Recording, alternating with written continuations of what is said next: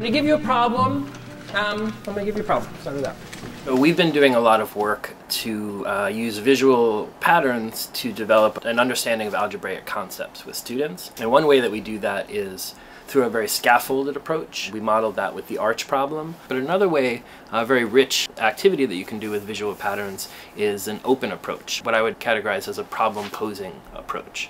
Just looking at this quickly, you'll notice that it's very different from the arch problem. Okay, and we'll talk about that later. But I just want to say there are two questions on this page. What's question number 1 say?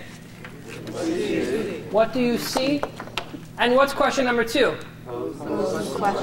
The scaffolded is more about starting with something concrete and building towards something abstract. But with the open approach, and there's a lot of things that are really going on. For one, it's just about helping students see that just from making observations, you can pose and get to you can get to real math. This activity is doing two things. It's modeling, even if you're not sure yet how it connects to this, how to do some pretty complicated algebraic stuff. But it also is showing a different way to kind of use these kind of problems and these kind of activities with students. We call it Visual Pattern 141 because it's from a website called visualpatterns.org, which is a great resource. It's really the model that we're showing, and it would fit with any of the patterns on that site. So I'm going to use pattern 141 as an example. So there's 4 stages of a pattern.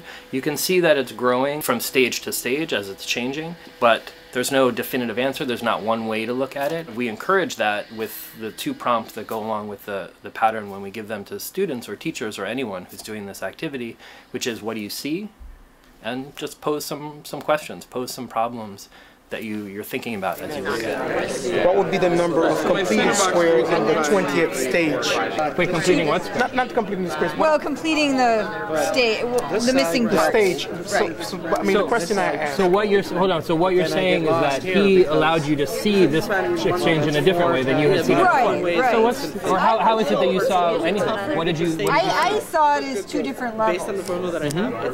So I was trying to figure out the relationship between this level and this level, 6 and 2, just with the squares, and they... Students write questions to their own level, but also their interests. One totally legitimate question to this is, what would the next figure look like?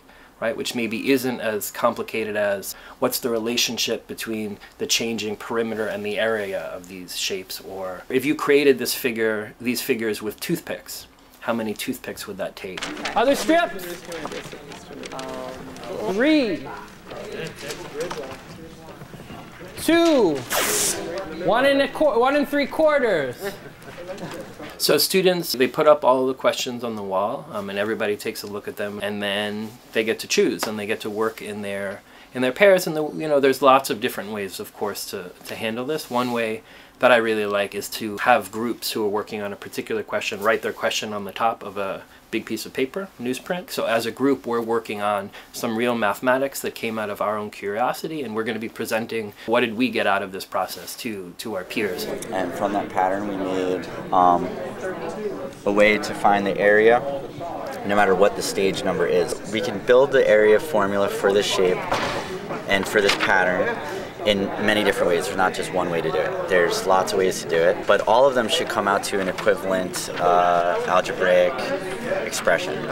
So if we evaluate these, or simplify these, that is, all 4 of them will come out to the same thing, which is area equals 2 times n plus 1 squared.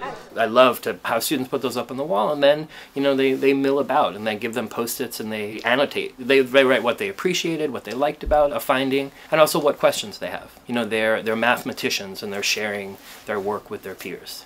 This is how I think of it. And then we got upset because we were looking at someone else's formulas, which worked for everything, but one of their formulas didn't work for this. And so we were arguing over which. Did you resolve that?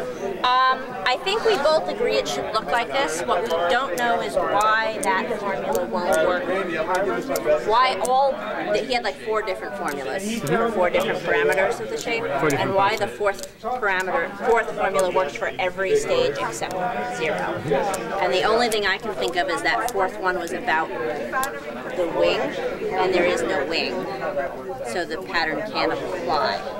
So 0 is a weirdo. So in addition to the way that students kind of pick their own level, they're also just the benefit of seeing the sheer number of questions that you can ask and the sheer number of ways that you can answer those questions, I think is a real impact in what mathematics is to them. In addition to being this opportunity to explore some pretty intimidating levels of mathematics. It really frees students up. You don't have to look at this change algebraically, you can look at it geometrically. And you can look at it to wherever you're, in whatever ways you're able to look at it. Problem posing, that's real world math, because part of the way you do math in the real world is you have to create a problem. I think it also really gives students ownership over the problem, because they are setting the math work that they are doing for the day. They are really determining the direction that it takes. They're asking the question that begins the journey.